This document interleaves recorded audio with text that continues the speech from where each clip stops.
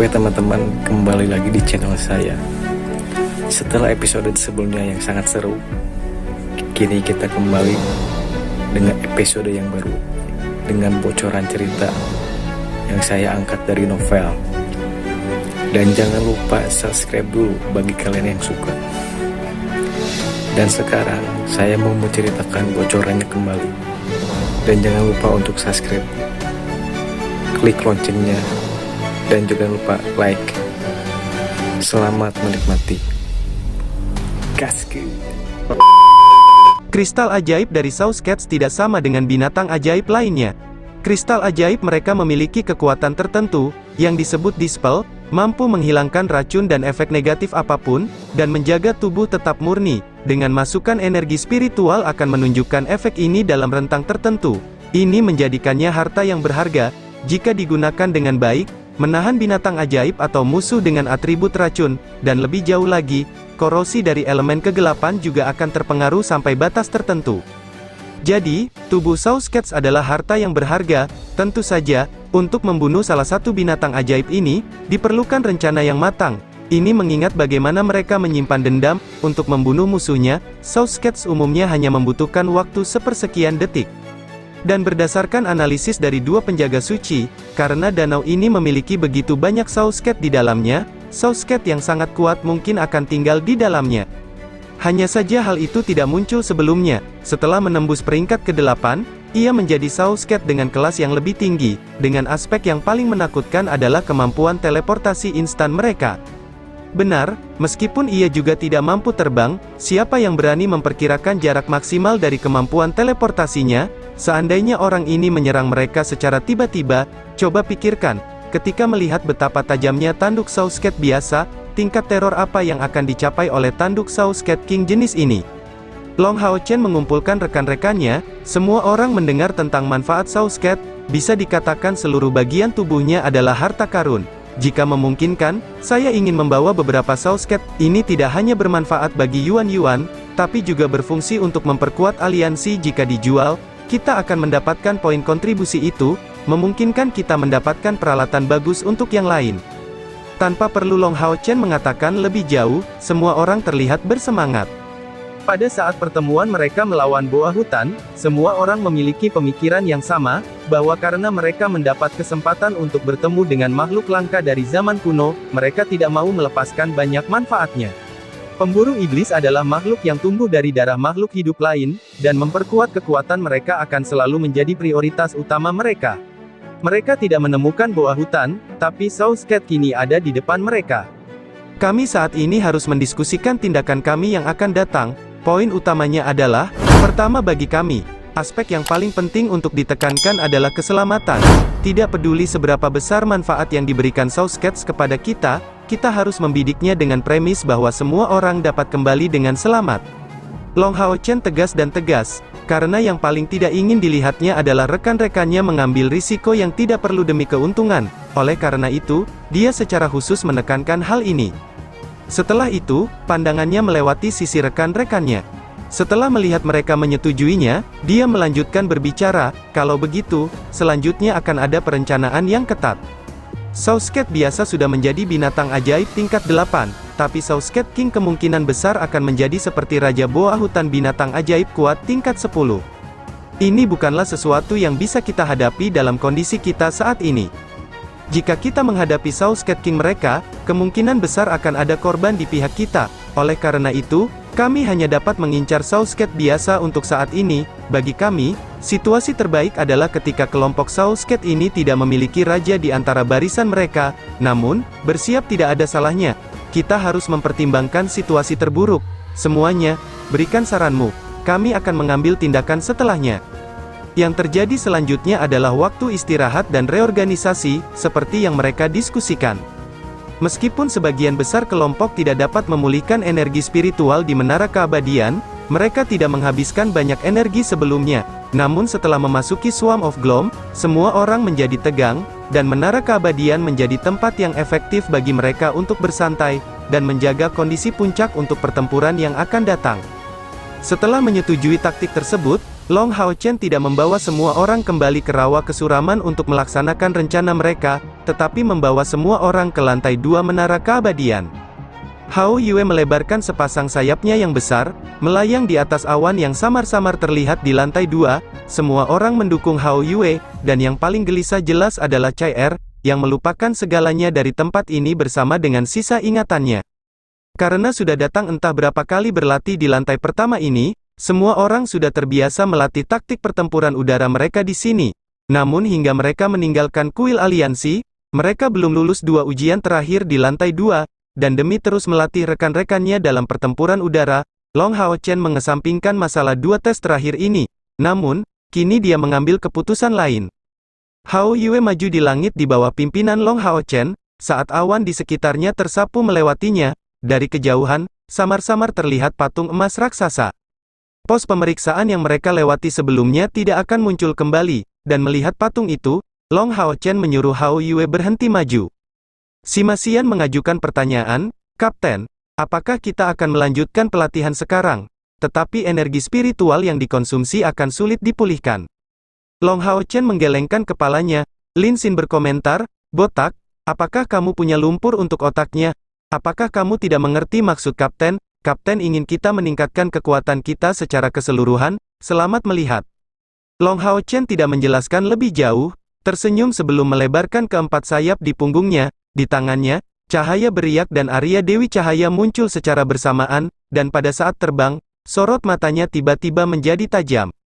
Tepat sebelum dia berada di ketinggian 20 meter, lampu hijau tiba-tiba muncul entah dari mana, diikuti dengan penampakan kerangka tanpa suara di udara. Kerangka ini tampak sangat aneh, sedikit lebih kecil dari pengawal suci ke-11, dan memiliki 2 sayap lebih banyak daripada Long Hao Chen di punggungnya. Seiring dengan kilatan api hijau yang menyala di dalam tubuhnya, cahaya hijau yang kuat keluar darinya. Samar-samar seseorang bisa melihat elemen angin kencang berputar di sekelilingnya. Senjata kerangka ini juga cukup istimewa, berbeda dari senjata manapun yang sudah ada. Ini adalah 2 belati berbentuk es, juga berwarna hijau. Di atas senjatanya, terlihat bentuk kerucut yang runcing. Tidak diragukan lagi, senjata ini akan sangat merusak jika terjadi serangan langsung.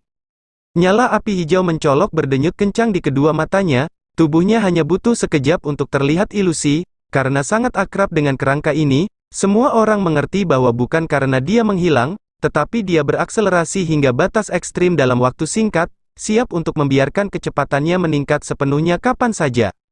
Benar, kerangka hijau ini adalah jiwa, entitas kuat yang menjaga lantai 2, dan setelah semua orang mencapai lantai 2, instruktur pertempuran udara mereka yang sebenarnya adalah dia, itu adalah kerangka yang kuat dengan kedekatan yang sangat baik dengan angin. Melihatnya, semua orang termasuk Long Hao Chen menggigil, mereka di masa lalu telah dianiaya secara kejam oleh kerangka hijau ini, kecepatannya yang mengerikan masih segar dalam ingatan mereka. Long Hao Chen dengan hormat melakukan penghormatan ksatria standar di depan kerangka hijau ini, sebelum melebarkan keempat sayap di punggungnya, dan membiarkan api suci yang kuat membubung di sekelilingnya. Di rawa kesuraman, penjaga suci ke-11 dan ke-12 menggunakan kekuatan dan taktik pertempuran mereka sendiri untuk membuktikan nilai mereka, dan seperti yang dikatakan Lin Xin, Long Hao Chen sudah membuat persiapan untuk menundukkan kerangka kuat ini yang kemungkinan besar adalah penjaga suci ke-10, sehingga meningkatkan kekuatan tim mereka. Di hadapan Soulskets yang sangat cepat ini, kegunaan dari pengawal suci ke-10 tidak diragukan lagi akan sangat besar. Ini adalah inti dari rencana yang ada dalam pikiran Long Hao Chen. Itu adalah sesuatu yang terlintas dalam pikirannya ketika Long Hao Chen dan rekan-rekannya mendiskusikan tindakan penanggulangan situasi tersebut. Tepat pada saat tubuh Long Hao Chen melangkah maju, kerangka hijau itu mulai bergerak. Dia muncul dengan kecepatan ekstrim, seolah menghancurkan pemandangan semua orang saat dia bergerak. Bahkan dalam pertempuran sebelumnya, semua orang hampir hanya mengandalkan naluri dan persepsi mereka ketika mempelajari taktik pertempuran udara dengannya, karena mata mereka tidak mampu mengikuti gerakan kerangka hijau itu. Dari sini terlihat betapa mengerikannya kecepatannya. Dengan kilatan cahaya hijau redup, punggungnya menghadap ke belakang Long Hao Chen, diikuti dengan tusukan ganda pembunuh standar yang diarahkan ke belakang, mengarah ke tulang rusuk Long Hao Chen. Tengkorak hijau itu bahkan tidak berbalik, hanya memegang belatinya ke arah yang berlawanan. Pada saat yang sama dia bertindak, Long Hao Chen juga bergerak. Dia sebenarnya tidak berusaha menghindar, tapi mengarahkan serangan dari belakang ke belakang seperti kerangka hijau itu. Hanya saja, miliknya menggunakan satu pedang dan bukan dua. Sebelum bentrokan dengan kerangka hijau terjadi, cahaya riak di tangan kirinya sudah dicengkeram ke belakang. Kerangka hijau itu memang bergerak dengan kecepatan ekstrim. Long Hao Chen memahami dengan baik bahwa jika dia mencoba menghindarinya, dia akan terjebak dalam ritme lawannya, dan setelah itu, kemenangan akan sangat sulit. Oleh karena itu, dia mungkin tidak melarikan diri tetapi mempertaruhkan segalanya untuk melawan. Kecepatan kerangka hijau itu benar-benar menakutkan. Setelah terbiasa dengan pola gerakan Long Hao Chen, sepasang belati di tangannya tiba-tiba meletus, menghasilkan dua percikan lampu hijau. Mereka menusuk baju besi Long Hao Chen sebelum benar-benar menghentikan serangan itu, mengepakkan 6 sayap di punggungnya ke bawah untuk naik ke langit. Setelah itu, kaki kirinya mengarahkan tendangan ke belakang kepala Long Hao Chen. Jika kerangka merah yang dikenal sebagai pengawal suci ke-12 bisa dikatakan bergerak sebebas awan di langit, maka kerangka ini seperti sambaran petir hijau, bergerak sangat cepat, menandingi kecepatannya tidak terpikirkan oleh siapapun yang hadir di sana. Long Hao Chen juga tidak memikirkan hal ini sama sekali, dan sayap di punggungnya mengepak ke kiri, menyebabkan tubuhnya berputar seketika. Kemudian keempat sayapnya tiba-tiba berhenti, dan kepalanya bergerak mundur, bertabrakan dengan kerangka hijau itu. Dengan suara ringan, Long Hao Chen merasakan tubuhnya bergetar, sementara kerangka hijau itu terjatuh kembal. Benar, justru karena kecepatannya yang mengerikan, kerangka itu hanya bisa digambarkan sebagai orang biasa dalam menyerang dan bertahan. Setelah energi spiritual eksternal Long Hao Chen diperkuat beberapa kali, energi itu mencapai tingkat yang cukup besar, setidaknya setara dengan tingkat energi spiritual internalnya. Dalam beberapa hal, dia tampak seperti iblis, dari inti naga iblis atau peningkatan kekuatan baru-baru ini yang berasal dari evolusi Hao Yue. Long Hao Chen memperoleh tubuh yang sangat tangguh. Jadi, saat bentrok secara langsung, sebenarnya dia tidak mengalami kerugian. Di saat yang sama, dia akhirnya berhasil memanfaatkan peluang untuk dirinya sendiri. Sejak datang ke sini, dia tidak memiliki niat untuk berlatih bertarung dengan kerangka hijau, tetapi untuk mengalahkannya sepenuhnya, dan mendapatkan jasanya. Arya Dewi Cahaya memotong ke depan. Dari pukulannya di udara, semua orang bisa merasakan perubahan Long Hao Chen. Dia tidak terlihat seperti laki-laki lagi, tetapi memberi kesan seperti kumpulan bintang, seolah-olah semuanya ada dalam genggamannya. Semua orang dengan jelas melihat Long Hao Chen menghilang tepat setelah menyelesaikan serangan pedang ini, hanya menyisakan pedang yang tidak ada habisnya di udara. Niat pedang yang menggabungkan niat pedangnya, hati pedang, dan teknik pedangnya. Setelah pertempuran melawan Ah Bao, pemahaman Long Hao Chen tentang niat pedang meningkat ke tingkat yang baru, dan serangan pedang ini sepertinya tidak meninggalkan jejak sedikit pun. Ia langsung muncul dan melakukan skakmat yang menentukan terhadap lawannya. Saat itu juga, kerangka hijau seperti kilat terhenti di udara. Ia tidak punya pilihan selain berhenti, karena jika terus bergerak maju, kemungkinan besar pada saat berikutnya, Arya Dewi Cahaya Long Hao Chen akan membelahnya. Dan pukulan yang penuh dengan niat pedang itu bukanlah sesuatu yang dapat ditanggung oleh tubuhnya. Dengan secercah cahaya redup, mata Long Hao Chen mengungkapkan ekspresi penuh keyakinan. Bahkan Long Hao Chen tidak menyangka serangannya yang menggunakan hati pedangnya menjadi begitu penting. Arya Dewi Cahaya sepertinya mengeluarkan suara ceria. Semburan niat pedang ini benar-benar luar biasa, sampai-sampai kekuatan Arya Dewi Cahaya sepertinya digunakan sepenuhnya oleh Long Hao Chen saat itu. Niat pedang yang mengerikan memenuhi udara, dan kerangka hijau gesit itu dikunci oleh niat pedang. Bahkan jika Long Hao Chen tidak dapat mengetahui lokasinya yang selalu berubah, kerangka hijau itu terperangkap dalam jaring. Saat itu, sosok emas muncul tanpa suara di belakang Long Hao Chen ini. Segera, dua teriakan naga bergema, memancar keluar dengan dua pilar cahaya besar dari punggung Long Hao Chen, langsung menuju kerangka hijau ini. Naga ganda cahaya dan hujan, salah satu teknik ofensif Long Hao Chen di masa lalu, akhirnya muncul kembali di medan perang. Benar, Blue Rain, Hibiscus of Light dibangkitkan. Setelah Chai kehilangan ingatannya, Yating memberitahu Long Hao Chen tepat setelah memulihkan energi spiritualnya bahwa Blue Rain, Hibiscus of Light, yang merupakan senjata terkuat Long Hao Chen mengalami kebangkitan total, dan kini kembali menjadi senjata Long Hao Chen.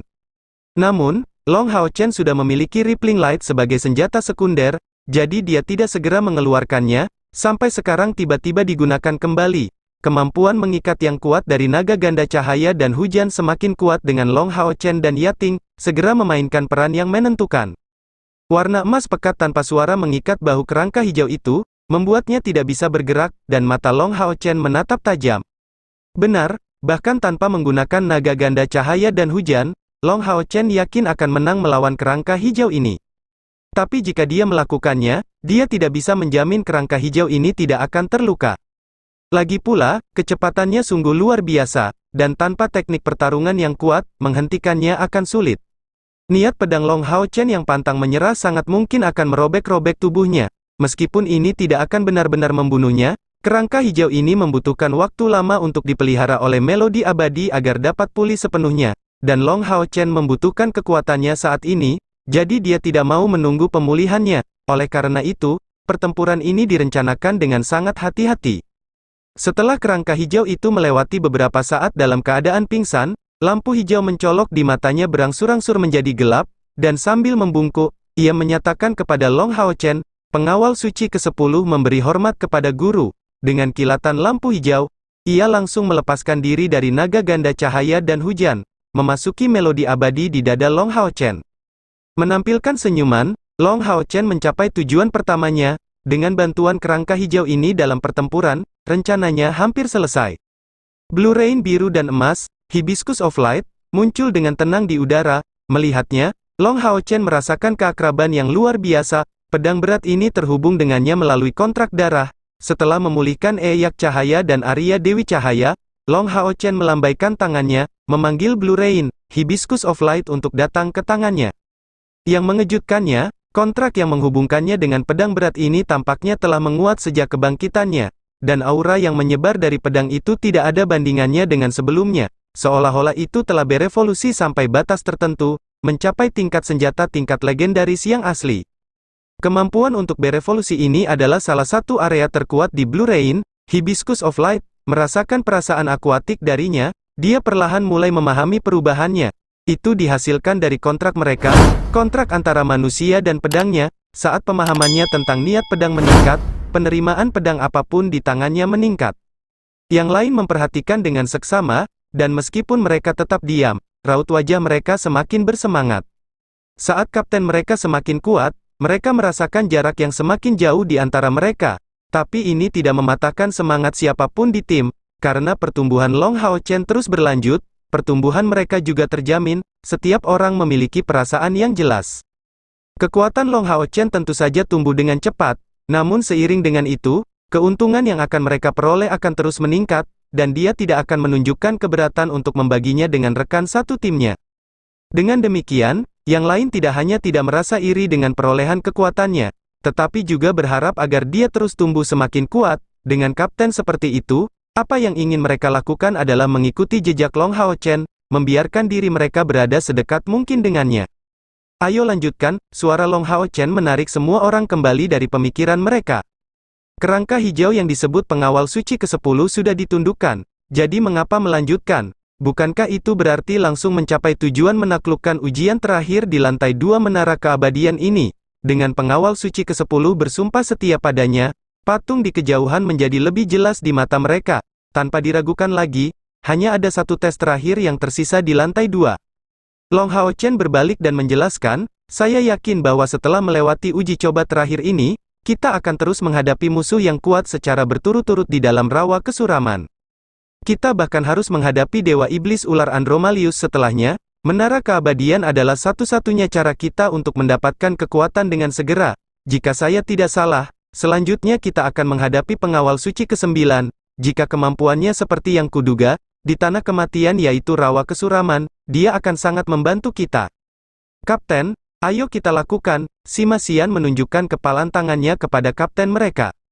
Long Hao Chen mengungkapkan sedikit senyuman, sebelum melebarkan keempat sayap di punggungnya, dan mengembalikan Blue Rain, Hibiscus of Light di tangan kirinya. Tangan kanannya berkilau dengan sedikit emas, dan Arya Dewi Cahaya muncul kembali di genggamannya.